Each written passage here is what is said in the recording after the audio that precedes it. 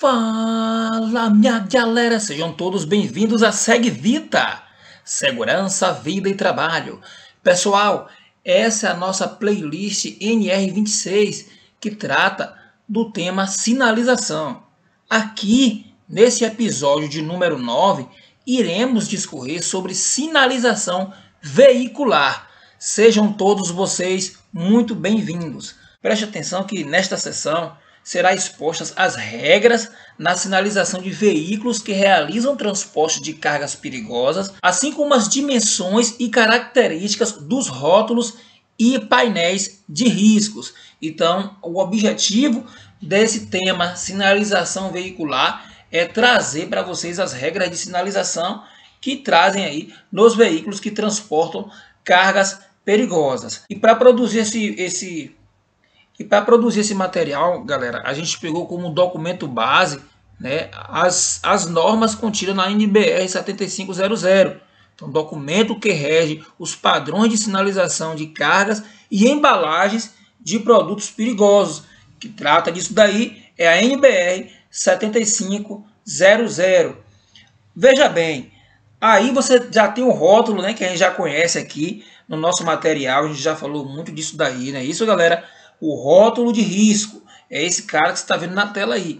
Observe que existem regras do formato do pictograma, do que vai estar lá escrito. Existem regras também, até nas dimensões da placa, que a gente vai estar mostrando para vocês. Primeira situação: os rótulos de risco têm formato de losango e devem ter arestas de 30 centímetros. Observe, galera, o formato losango, né? Você está observando aqui, é o losango. E observe aqui que eu tenho as arestas de 30 centímetros de distância de uma da outra. Observe, 30 centímetros, né? Conforme você vê aqui no exemplo.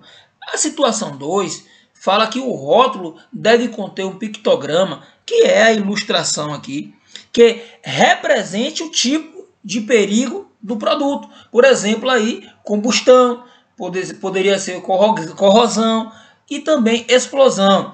Já na situação 3, trouxemos para vocês a descrição do produto. Observe, por exemplo, ali o produto ser inflamável, se o produto é radioativo, beleza? Então aqui eu tenho a descrição do produto, enquanto aqui eu tenho um pictograma. E já na quarta situação, é essa aqui do X que eu botei aqui como exemplo, né? Situação 4, é o número X que representa a classe de risco. A gente viu isso aí nas videoaulas anteriores, né? Sobre classe de risco e subclasse de riscos. Painel de risco. Observe o seguinte, que os painéis de risco têm um formato retangular.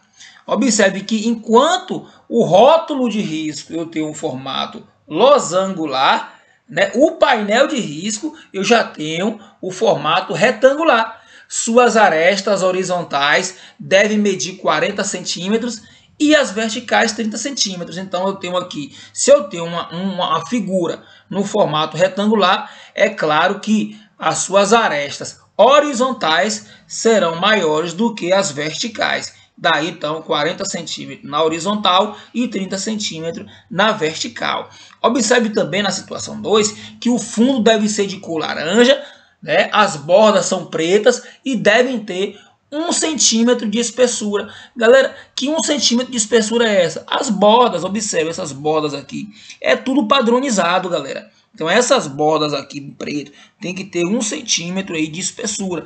Na situação 3, né, diz que o painel deve conter o número de risco do produto ou carga e o número da ONU, galera, a Organização das Nações Unidas, que identifica o produto transportado de acordo com a tabela internacional de classificação de produtos perigosos mantida pela própria ONU. Então, pessoal, quando eu estou falando que o painel deve conter o número de risco, eu estou falando isso aqui, galera. Beleza? Então eu vou ter ali a codificação, o número de risco daquele produto. Geralmente é aquela sequência, né, com vários números. Aqui eu vou ter um número representando quem, galera? O risco do produto ou carga. Beleza? Já na situação 4, que é embaixo aí o número da ONU, observe. O número de risco deve ficar acima do número da ONU e a fonte deve ser de 10 centímetros de altura. Então, eu vou ter o número de risco sempre em cima, o número da ONU embaixo, observe. E o tamanho do formato dessa legenda é de 10 centímetros. Observe aqui, conforme a gente marca na gravura. Então, galera, é tudo padronizado. Porque essa questão de Organização das Nações Unidas, a ONU, porque, galera, a gente tem que ter um consenso internacional. Tem muitos produtos que é importado, tem muitos produtos que são exportados. E no caso de um acidente, fica fácil identificar que produto é aquele, porque ao invés de buscar simplesmente o nome, eu vou ter um número de codificação. E aí fica mais fácil socorrer, fica mais fácil tratar aquela perturbação. O posicionamento dos painéis e rótulos. Então, observe, aqui você tem um veículo longo, observe. E aqui na lateral eu vou ter a placa losangular, né? O nosso rótulo losangular, demonstrando ali a situação do pictograma, a descrição do produto e a classificação do risco. E na lateral, logo no parte do fundo do veículo, eu vou ter o número do risco, aquele que eu falei, e o número da ONU. É dessa forma aí que a norma quer. Preste atenção, na lateral do veículo, painel e rótulo devem ser expostos de forma que fique próximo à traseira no centro vertical. Positivo. Então, o que seria o centro vertical? Ó, aqui, nesse meio. Posicionamento dos painéis e rótulos. Aqui, na parte da frente, apenas o painel é necessário. Ele deve ser posicionado na parte inferior, na extremidade próxima à faixa de sinalização. Então, observe aqui, galera. É dessa forma que exige a nossa sinalização na dianteira, próximo à faixa de sinalização do veículo. Então, não preciso botar aquele pictograma aqui. Na parte da frente, apenas o painel é necessário, que é essa placa que você vê aí. Continuando com o posicionamento dos painéis e rótulos, observe a parte traseira. Eu já preciso de colocar as duas placas. Preste atenção nessa situação 1 aí. Na parte de trás, ambos, painel e rótulo, são necessários. 2. É válido ressaltar, minha galera, que a não sinalização, de acordo com as normas, ou falta dela, é infração. Dependendo da situação, o condutor é penalizado com multas, né? Pode ser só a multa, e em outras pode ter o veículo ali retido e ser penalizado. Então, essas placas aí não é uma mera placa, não é uma brincadeira. São situações que necessárias para, no caso de um acidente, minimizar as consequências. Daí a gente saber o que a gente está carregando. Até a Polícia Federal, até você que está andando na estrada e tem um caminhão desse na sua frente ou na sua retaguarda, você vai ficar atento. Pessoal, em caso de acidente, essa sinalização do veículo é fundamental. É o que eu acabei de falar. Porque, olha só, esses códigos dos produtos, né, e essas classes, elas são tabeladas. O corpo de resgate pode chegar ao local ali preparado para uma situação, no caso de um acidente. E de acordo com o número de perigo, o número da ONU e o número de classe dos produtos relatados ali, o corpo de bombeiro, por exemplo, já vai trazer o material necessário para contornar aquela situação.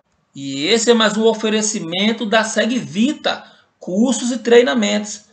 Aqui, pessoal, segue os nossos telefones para contato. Aqui a gente tem o WhatsApp também e o e-mail de contato. Então, treinamentos, palestras, instruções, orientações. Você pode estar entrando em contato conosco aqui para estar tirando sua dúvida, para estar te auxiliando aí no seu empreendimento. A Segvita também traz treinamentos de NR35, NR10, dentre outros. Confira nossa página aí também na internet e siga-nos aqui no YouTube. Compartilhe esse material. Eu vou ficando por aqui. Segvita, segurança, vida e trabalho.